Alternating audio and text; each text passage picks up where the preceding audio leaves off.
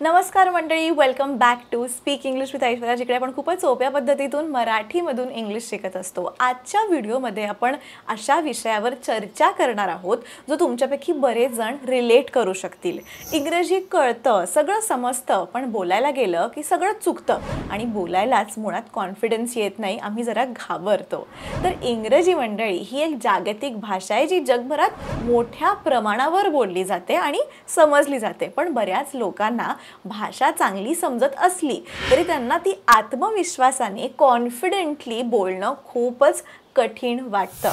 So why does this happen exactly? नेमकं असं का होतं? तर there could be several reasons behind this fear. सर्वात प्रथम म्हणजे चुका करण्याची भीती।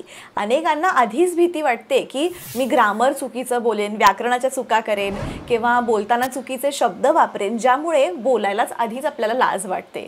ही भीती पूर्णपणे नॅचरल आहे आणि एखाद्याच्या इंग्रजी भाषेतील कौशल्य सुधारण्यात महत्त्वाचा अडथळा ठरू शकते ही भीती। ओके, फॉर एक्झाम्पल तुम्ही कल्पना करा की तुम्ही वेगवेगळ्या देशातील तुमच्या ऑफिसच्या कलिग्स बरोबर मीटिंगला जाताय आणि मीटिंग दरम्यान तुम्हाला एखाद्या विशिष्ट विषयावर तुमचं मत व्यक्त करायचं आहे, पण तुम्ही बोलण्यास जरा संकोच करताय कारण तुम्हाला व्याकरणातील चुका होतील किंवा चुकीचे शब्द मी वापरेन अशी भीती वाटते। आणि काय होणार? तुम्ही गप्प राहिल्यामुळे परिणामी तुम्ही शांत राहता, तुमच्या कल्पना शेअर करण्याची आणि संभाव्य चर्चेत योगदान देण्याची तुम्ही संधी गमावून बसता। तुम्हाला त्या विषयातलं नॉलेज आहे पण केवळ इंग्लिश येत नाही, त्यामुळे तुम्ही बोलायला घाबरता, सेंटेन्सेस तुमच्या तोंडातून बाहेर पडत नाही। तर हे लक्षात ठेवणं आवश्यक आहे की चुका करणं हा भाषा शिकण्याच्या प्रक्रियेचा एक नैसर्गिक भाग आहे। अगदी मूळ भाषिक म्हणजे ज्यांची अगदी मातृभाषा देखील इंग्लिश आहे ना, ते सुद्धा बोलताना चुका करतात आणि यात लाज वाटण्यासारखं काहीच नाही आहे। ओके, चुका केल्याबद्दल काळजी करण्याऐवजी नियमितपणे सराव करून, अभिप्राय मिळवून, फीडबॅक मिळवून आणि आपल्या चुकांमधून शिकून आपली भाषा कौशल्य तुम्ही कशी सुधारू शकता ती सुधारण्यावर लक्ष केंद्रित करणं खूप गरजेचं आहे। ठीक आहे, आता दुसरं कारण म्हणजे fear of being judged. Okay, आपण आधीच घाबरतो, आपण इंग्लिश बोलत नाही because fear of being judged. म्हणजे काय? इतर लोक आपल्याला जज करतील। ओके, आपल्याला based on what? Based on your English speaking skills असा विचार केलात तर आत्मविश्वास कमी होऊ शकतो। ओके, तुम्ही जर असा विचार करणार असाल की मी इंग्लिश बोलताना मला इतर लोक कमी हुशार समजतील जर मी चुका केल्या किंवा कमी सक्षम समजतील, तर या भीतीमुळे तुमचा जो कॉन्फिडन्स आहे, आत्मविश्वास आहे आणि आत्मसन्मानाचा अभाव होऊ शकतो, ज्यामुळे तुमच्या भाषा शिकण्याच्या प्रगतीवर आणखीन परिणाम होऊ शकतो। त्यामुळे लोक काय विचार करतील, लोक मला हसतील का, किंवा लोकांना वाटेल की मी कमी शिकलेलो आहे किंवा बघ हिला तर इंग्लिश येतच नाही, कसं तुटकं फुटकं इंग्लिश बोलतीये, हे लोकांचा विचार करून जर तुम्ही आधीच घाबरून गेलात तर तुमचंच नुकसान आहे मित्रांनो। त्यामुळे प्लीज लोक काय करतील, लोक काय बोलतील त्यांना बोलू द्या, लोकांचं काम बोलणंच असतं, but please keep on trying. Okay, तुम्हाला एक एक्झाम्पल देते। फॉर एक्झाम्पल तुम्हाला इंटरव्ह्यूला जायचं आहे, तुम्हाला जॉबची गरज आहे, तुम्हाला इंटरव्ह्यू क्रॅक करायचा आहे आणि जॉब मिळवायचा आहे। आता तुम्ही आधीच घाबरताय की तुमच्या इंग्लिशच्या आधारे जो इंटरव्ह्यू घेतोय म्हणजे इंटरव्ह्यूअर तो तुम्हाला जज करेल आणि या भीतीमुळे तुम्ही शब्द बोलताना अडखळताय किंवा इंटरव्ह्यूअर जो तुम्हाला प्रश्न विचारतोय ती उत्तर देताना तुम्हाला संकोच वाटतोय।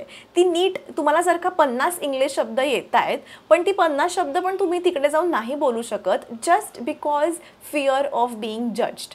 मला समोरचा व्यक्ती काय म्हणेल हेच आधी आपल्या मनात सुरू असतं। ठीक आहे, सो ह्याच्यामध्ये काय होतं बघा, तुम्ही जरी त्या पदासाठी उच्च पात्र असलात तरीही तुम्ही मुलाखतीत चांगली कामगिरी करू शकत नाही, कारण कुठेतरी बॅक ऑफ द माइंड आपले सगळे थॉट सुरू असतात की मी कपडेच नीट घातलेत का, मग इंटरव्ह्यूवर काय विचार करतोय माझ्याबद्दल, मग आता मला हा काय प्रश्न विचारेल, मग त्या प्रश्नाचं उत्तर मला इंग्लिशमध्ये देता येईल का, मग नाही आलं तर काय, मग चुकीचं मी बोललो तर काय, प्रेझेंट टेन्स फ्युचर टेन्स कोणत्या टेन्समध्ये उत्तर द्यायचं आहे, माझं ग्रामर चुकलं तर काय, अरे बाप रे, आणि हा जॉब गेला तर काय, कसं चालवायचं घर, किंवा जे काही आहे हेच सगळे विचारांनी आपण ग्रस्त होतो। तर असे विचार करायचे नाही आहेत। Okay, fear of being judged, ठीक आहे, लोक जज करो न करो लोकांचा प्रश्न आहे, पण तुम्ही हा विचार नाही करायचा आहे की समोरचा व्यक्ती तुमच्याबद्दल काय विचार करेल। ओके, आता तुम्ही जर हेच विचार करत बसलात तर ते ती जी गोष्ट आहे ती तुमच्या कंट्रोलमध्ये आहे का? आपण काय करू शकतो, आपल्या कंट्रोलमध्ये ज्या गोष्टी आहेत आपण त्या बदलू शकतो. आता तुम्ही मला बघताय, मी आत्ता ठरवू शकते का की तुम्ही माझ्याबद्दल काय विचार करा? नाही. मी कसं ठरवणार आहे? सो माझ्या कंट्रोलमध्ये नाही आहे ती गोष्ट. It is out of my control की तुम्ही ॲज अ व्ह्युअर माझ्याबद्दल काय विचार करताय. ओके, हा तुमचा प्रश्न झाला. तुम्ही जे काय करताय, होपफुली तुम्ही चांगला विचार करत असाल. पण मी सांगते, जर मी हेच विचार करत बसले की अरे समोरचा व्यक्ती माझ्याबद्दल काय बरं विचार करत असेल, जर मी हेच विचार करत बसले तर हा कोणाचा लॉस आहे? समोरच्या व्यक्तीचा का माझा लॉस आहे? त्यामुळे ज्या गोष्टी तुमच्या कंट्रोलमध्ये आहेत तेवढ्या गोष्टींवर फोकस करा आणि try to improve your skill set. ठीक आहे. आता तिसरं म्हणजे लॅक ऑफ एक्सपोजर. म्हणजे जर तुम्हाला सार्वजनिकपणे इंग्रजी बोलण्याची किंवा इतरांसोबत सराव करण्याची संधीच मिळाली नसेल तर तुम्हाला इंग्लिश भाषा बोलण्याच्या भीतीवर मात करणं हे एकदम चॅलेंजिंग, आव्हानात्मक वाटूच शकतं.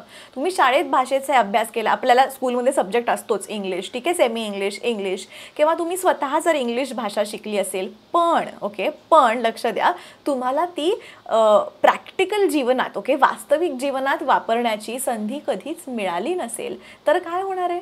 तुमच्या इंग्रजी बोलण्याच्या क्षमतेवर तुमचा आत्मविश्वास कमी होऊ शकतो आणि चुका होण्याची भीती तुम्हाला ते बोलण्याचा प्रयत्न करण्यापासूनच रोखू शकतात.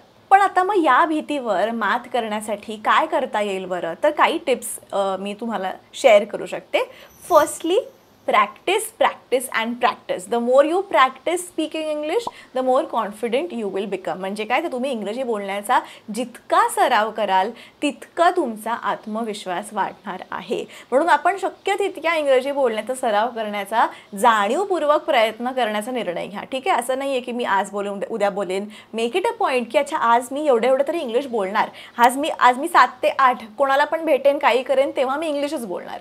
असं जाणीवपूर्वक प्रयत्न करणं खूप गरजेचं आहे. You can also start speaking English with your colleagues. You will feel uncomfortable at first, पण नंतर मग सवय होऊन जाईल. म्हणजे ऑफिसमध्ये जे कलिग्स आहेत त्यांच्याबरोबर तुम्ही इंग्लिश बोलायला ट्राय करा. सुरुवातीला तुम्हाला ऑब्व्हियसली कॉन्फिडन्स नसणार आहे, अनकम्फर्टेबल वाटेल, पण ते सुरुवातीला असेल. तुम्ही एकदा ते क्रॅक केलं ना की हळूहळू तुम्हाला सराव होत जाईल. किंवा अजून काय करू शकता, माझे स्वतःचे क्लासेस आहेत. स्पीक इंग्लिश विथ ऐश्वर्या माझं ॲप आहे, त्या ॲपवर कोर्सेस आहेत, लाईव्ह झूम क्लास होतात, त्याच्यामध्ये नाव एनरोल करा. म्हणजे जेणेकरून तुमची स्पीकिंगची प्रॅक्टिस होईल. जर तुम्हाला रोज लाईव्ह क्लास अटेंड नसेल करायचा तर प्री रेकॉर्डेड सेशन्स आहेत, प्री रेकॉर्डेड कोर्ससाठी एनरोल करा. म्हणजे कधीही कुठेही तुमच्या सोयीनुसार तुम्ही इंग्लिश शिकू शकता. अगदी ग्रामर येत नाही आहे, व्याकरण येत नाही आहे, शब्दसंग्रह सुधारायचा आहे किंवा अगदी बेसिकपासून शिकायचं आहे, टेन्सेस शिकायचे, जे काही आहे, बऱ्याच गोष्टी आहेत. त्यामुळे जर तुम्ही अजूनही ॲप डाउनलोड केलं नसेल तर ॲप डाउनलोड करा आणि कोर्ससाठी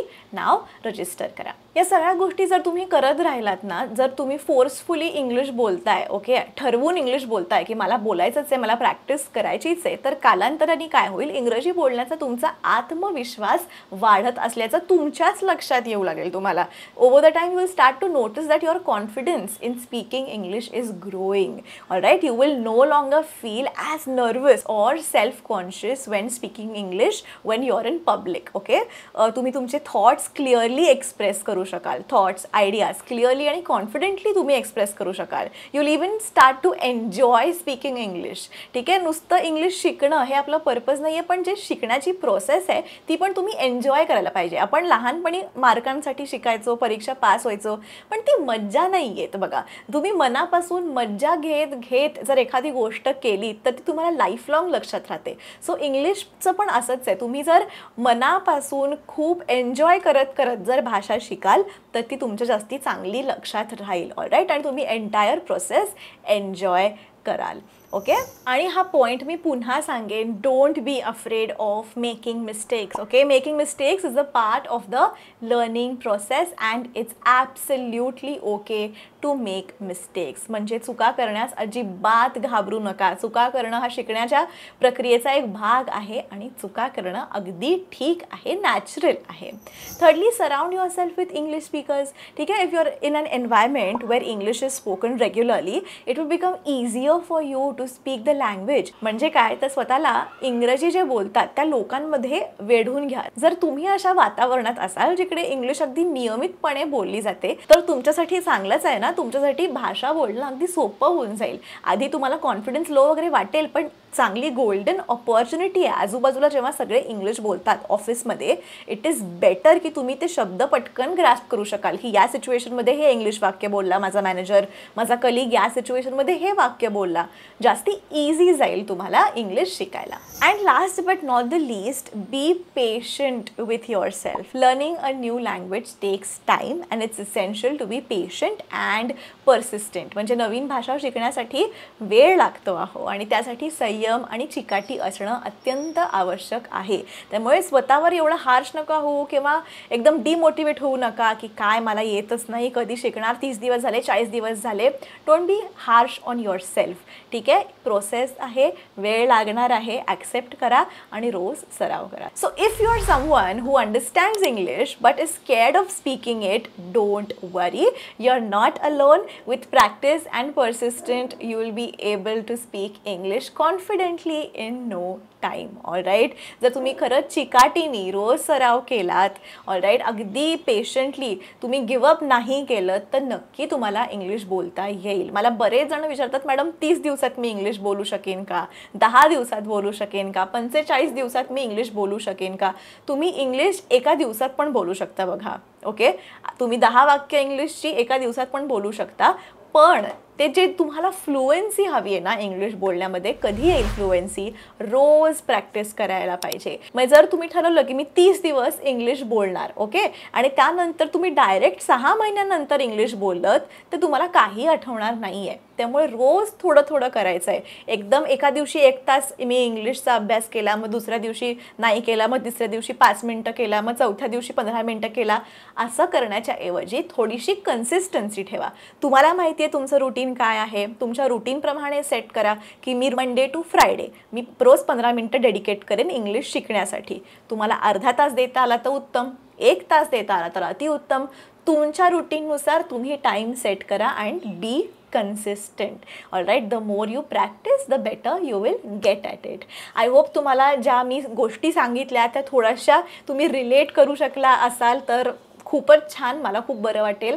आणि खरंच मी सांगते, जर तुम्ही सिरियस असाल, तुम्हाला स्टेप बाय स्टेप इंग्लिश शिकायचं असेल, स्पीक इंग्लिश विथ ऐश्वर्या माझं ॲप आहे. गुगल प्ले स्टोअरवर सुद्धा आहे. तुमचा आयफोन असेल तर ॲप स्टोअरवर सुद्धा आहे. त्याच्या सगळ्या लिंक्स मी खाली डिस्क्रिप्शनमध्ये दिलेल्या आहेत. नक्की चेकआउट करा आणि भेटूया पुढच्या व्हिडिओमध्ये. तोपर्यंत keep practicing English and take care.